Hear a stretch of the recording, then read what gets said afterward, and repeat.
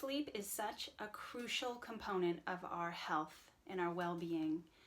Sleep and not getting sleep affects our mood, affects our relationships, affects our sense of self.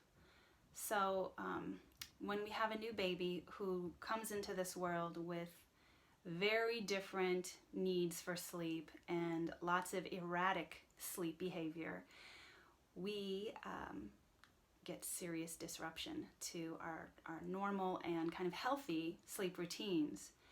So let's think in advance together about how you might plan for those, what I call sleep emergencies, where maybe you've had a couple of nights of not sleeping very well, getting a couple hours or patching together little half-hour chunks.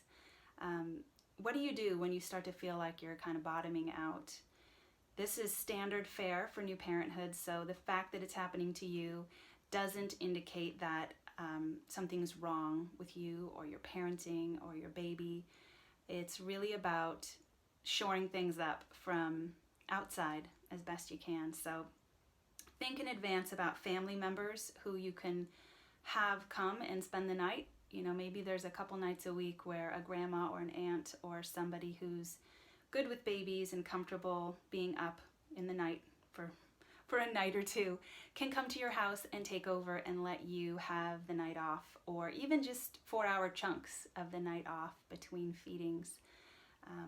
It seems like if you can get a 4-hour chunk of uninterrupted sleep where you truly sink into sleep, that people tend to do reasonably okay on that. I'm not saying 4 hours alone is enough, but if you get the 4 hours and then you can patch together some naps, sometimes that's enough to feel like yourself.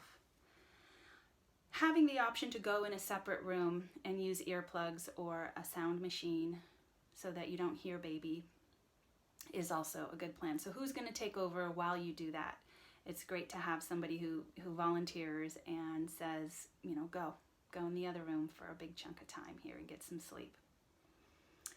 You can also hire a postpartum doula. What a lovely thing that is. If you have the funds, please do that. It's like having a mom, maybe the very best kind of mom, show up at your house and take over for you with whatever might be needed, cooking or cleaning, baby care, and also just hopefully a loving presence that really supports you and helps you feel entitled to rest, because rest is what's needed to recover from birth and from this huge transition from pregnancy to early motherhood.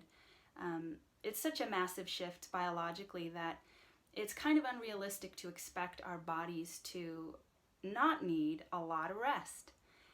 Nobody really talks about that, but in the months following birth, you're going to need more rest than ever. And isn't it ironic that babies really aren't cooperative when it comes to rest? And, you know, evolutionarily, it would have made more sense if babies slept really well, because moms need to recover after being pregnant and giving birth.